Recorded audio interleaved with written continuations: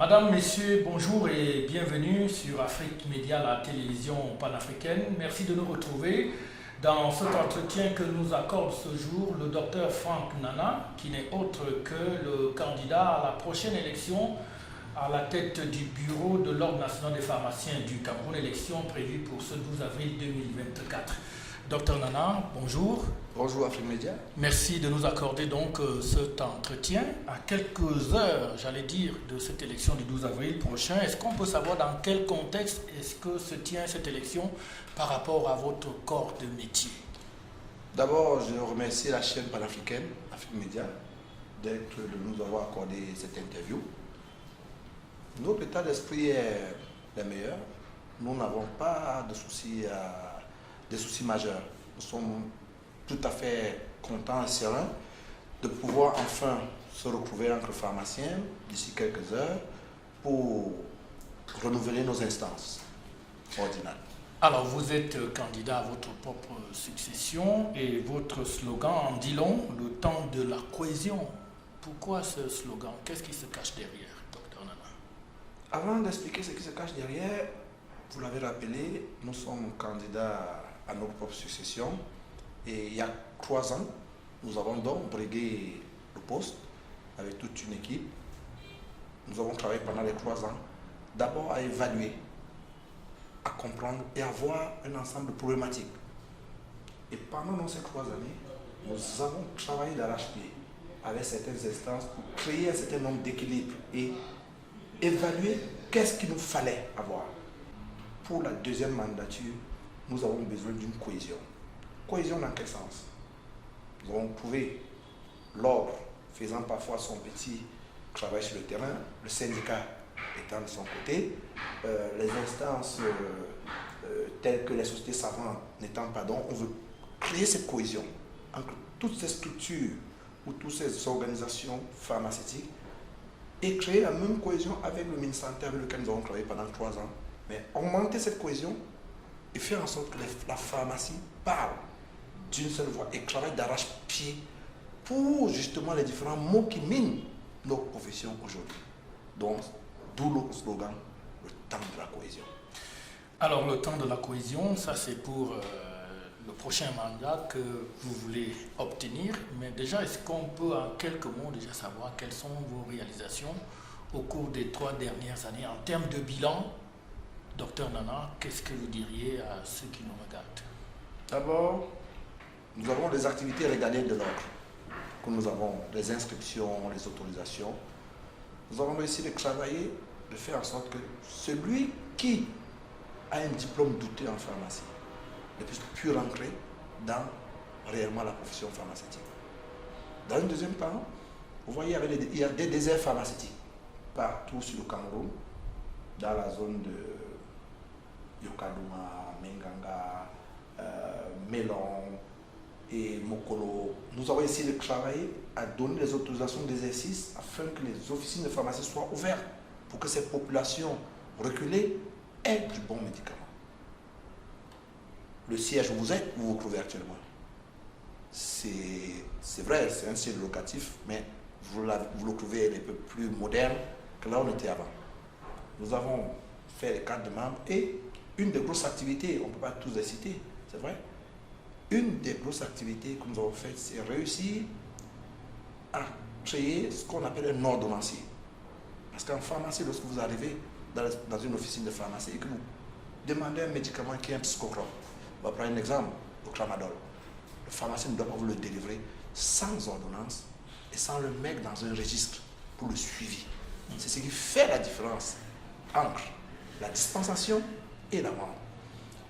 Hormis cette grosse activité que nous avons faite qui permet de contrôler donc sur le territoire le marché, nous avons fait le clou que tout le monde a vu en septembre 2023, Pharma Expo. Nous avons invité près de 15 pays africains avec une quarantaine de nos homologues pharmaciens de par l'Afrique et plus de 1500 visiteurs, pharmaciens et autres.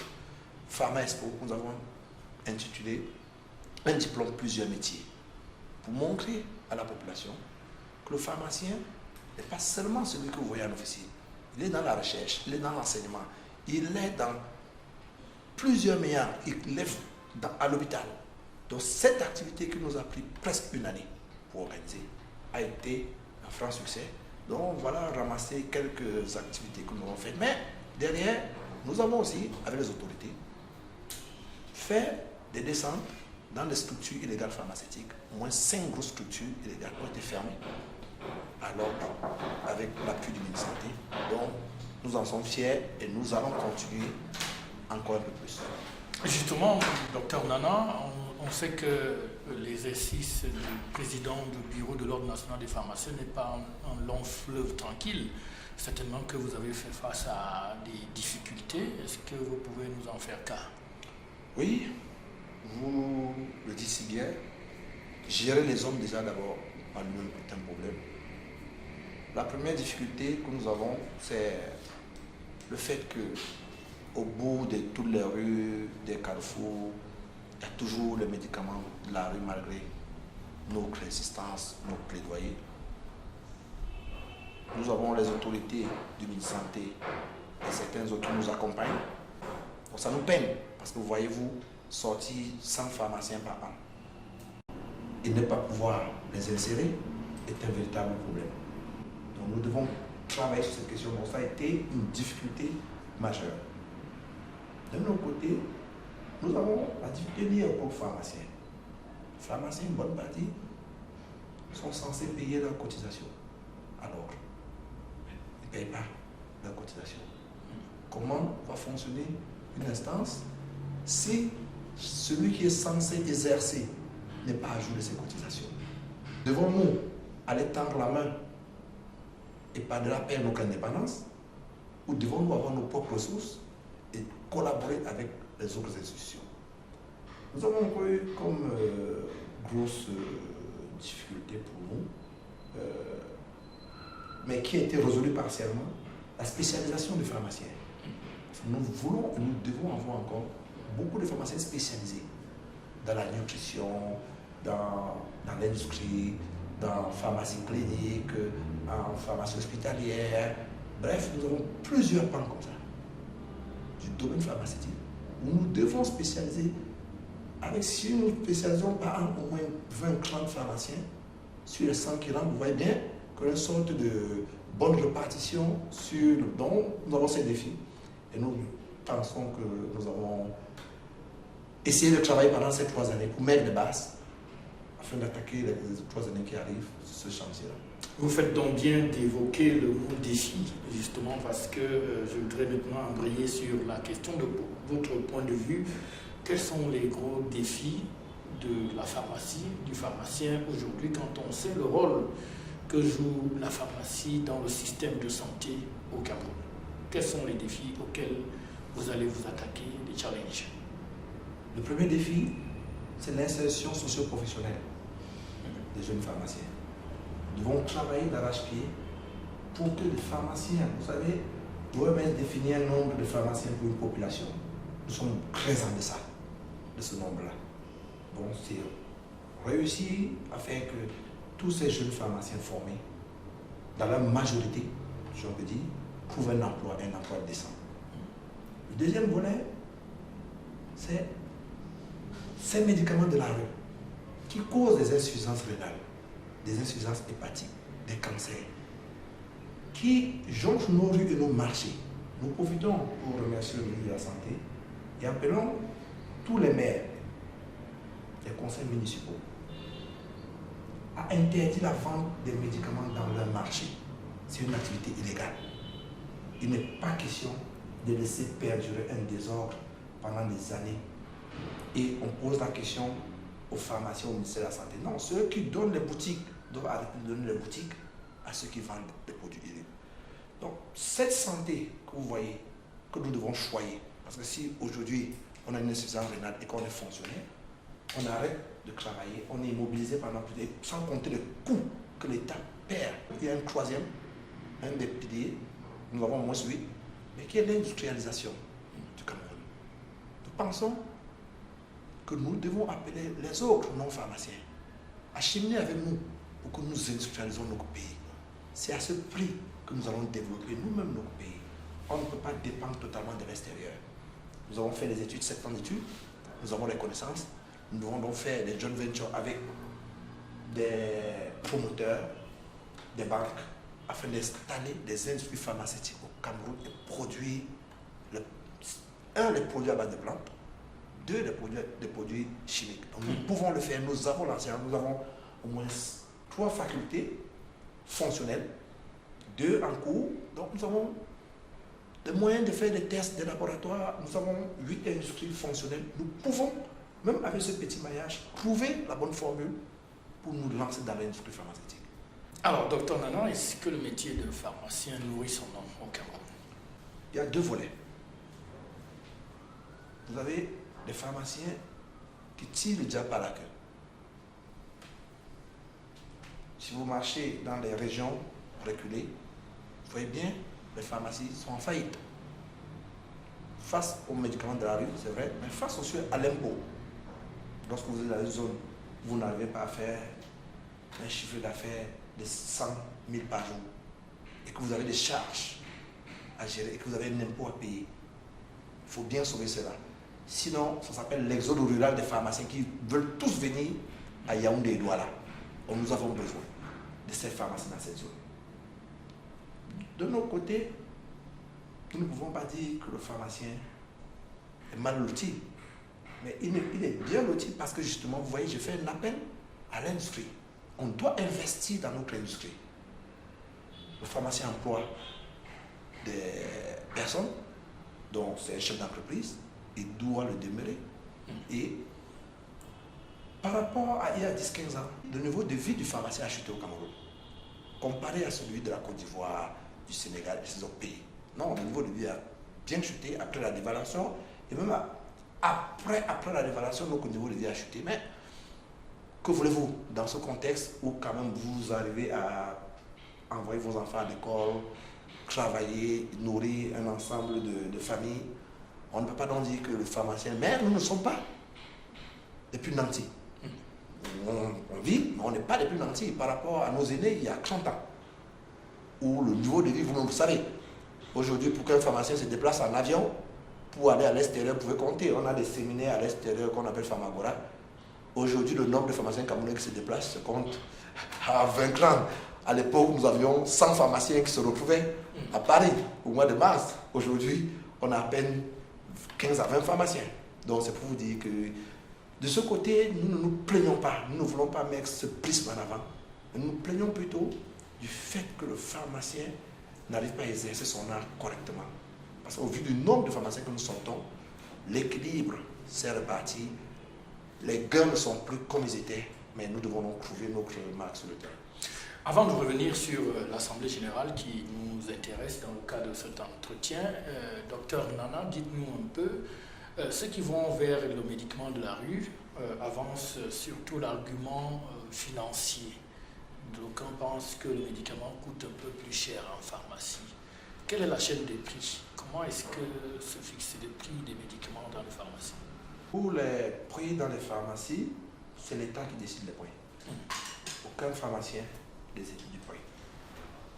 C'est lié au MINCOMERCE, au MINSanté, qui est une commission dans laquelle l'ordre et le syndicat participent, dont les prix sont fixés et les marges décidées par l'État. Les pharmaciens par eux-mêmes ne fixent pas le prix du médicament. De ce fait, vous allez voir, depuis qu'il y a eu flambée du carburant, flambée des autres choses, le prix du médicament n'a pas augmenté. C'était donc justement les pharmaciens qui fixaient. Vous pensez avec moi que le prix n'aurait pas augmenté? Mais comme nous sommes assujettis à un prix qui est décidé par l'État, nous y sommes. Il y a beaucoup de grogne, il y a beaucoup de plaintes chez les pharmaciens. Ils nous demandent mais pourquoi?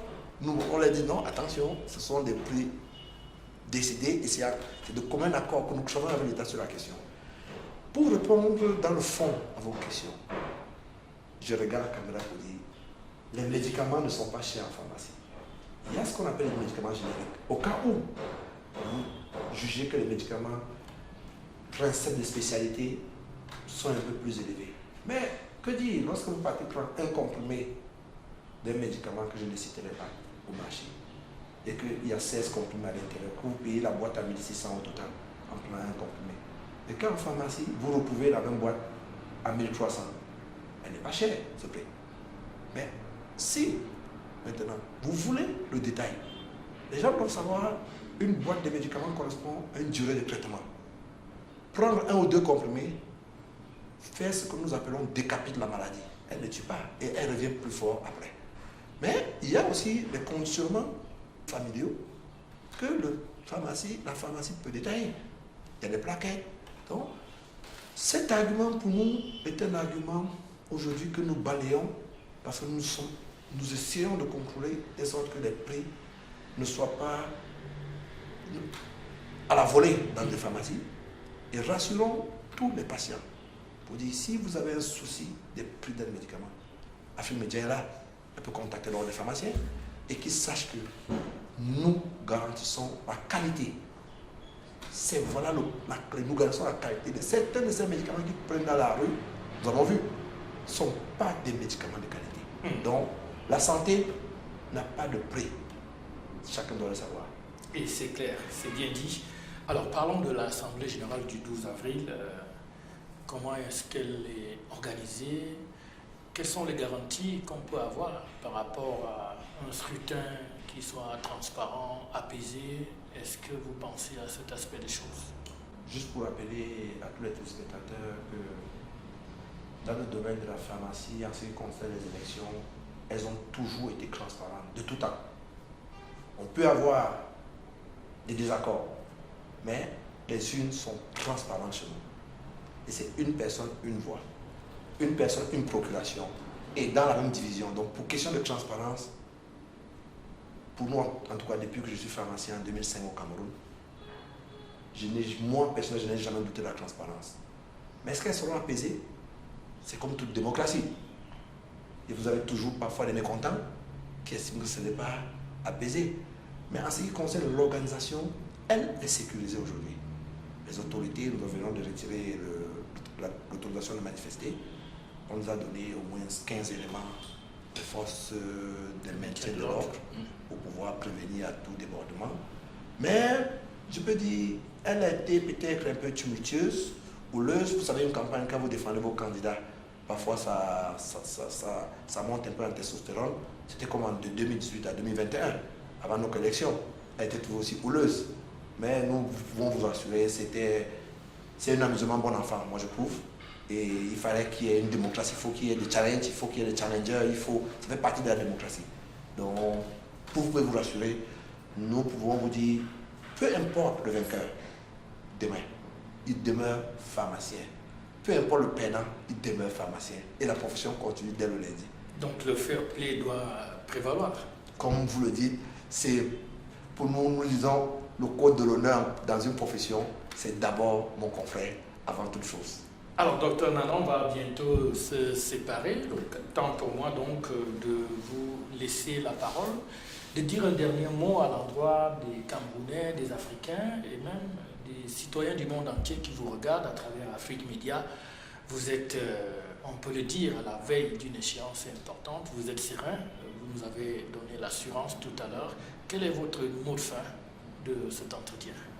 D'abord, mon mot de fin, c'est de remercier les pharmaciens camerounais qui, pendant 3 ans, ont travaillé d'arrache-pied pour monter substantiellement la présence des pharmaciens sur des enjeux de société, sur des enjeux de santé publique.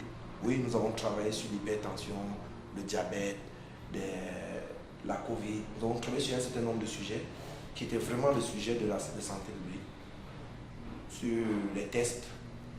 C'est de remercier l'État, en particulier tous ceux qui sont au ministère de la Santé publique, mais de demander encore plus à l'État du Cameroun. Parce que nous avons besoin, et beaucoup plus l'État du Cameroun a besoin justement que ces médicaments qui jonchent la rue puissent disparaître. Nous ne concevons pas que proche d'un commissariat, proche d'une gendarmerie, il y a les ventes de médicaments illicites et qu'on puisse demander à l'ordre de pharmaciens qui font ces médicaments devant une structure de force de maintien de l'ordre. Mais nous remercions quand même, je peux vous dire, le CED, à chaque fois que nous l'avons sollicité pour descendre dans les endroits de ces besoins. Nous devons travailler à industrialiser le Cameroun et l'Afrique. Parce que nous ne pouvons pas éternellement dépendre des autres. Si nous, aujourd'hui, nous ne travaillons pas, que ce soit avec nos phytothérapeutes, nous devons travailler avec nos chimistes, avec nos ingénieurs, pour monter une industrie pharmaceutique au Cameroun et en Afrique. L'État doit accompagner cette industrie pharmaceutique. Nous avons ce challenge à faire et que tout le monde, tous les gens de bonne volonté, les pharmaciens en particulier et d'autres, et vous, les médias, nous avons besoin de vous. Communiquer, c'est vrai, on nous reproche d'habitude de ne pas aller vers les médias, mais de l'autre côté, nous pensons que même si chaque trimestre, un groupe de médias doit pouvoir s'intéresser à nous, nous orienter, parce que comme vous êtes écouté un peu, au-delà des frontières de l'Afrique, vous savez ce que fait le Cameroun, ce que fait l'Afrique. Nous avons besoin d'une chaîne comme Afrique Média et des autres chaînes pour montrer que l'Afrique a une valeur et que nous nous battons au quotidien pour rivaliser avec les autres États dans le monde. Madame, Messieurs, merci. C'était donc le docteur Franck Nana, président sortant et candidat à sa propre succession pour l'élection du président du bureau de l'Ordre national des pharmaciens du Cameroun. L'élection, c'est le 12 avril prochain. Il ne me reste plus qu'à vous souhaiter bonne chance. Merci à vous et merci d'être venu à la veille justement de cette échéance pour pouvoir nous donner la parole afin que peut-être demain, ce soit l'apothéose et que nous continuions dans d'autres chantiers. C'est le moindre mal qu'on puisse vous souhaiter, mesdames, messieurs. Merci à vous aussi qui avez suivi cet entretien. On se retrouve très bientôt sur Afrique Média, la télévision panafricaine. Au revoir.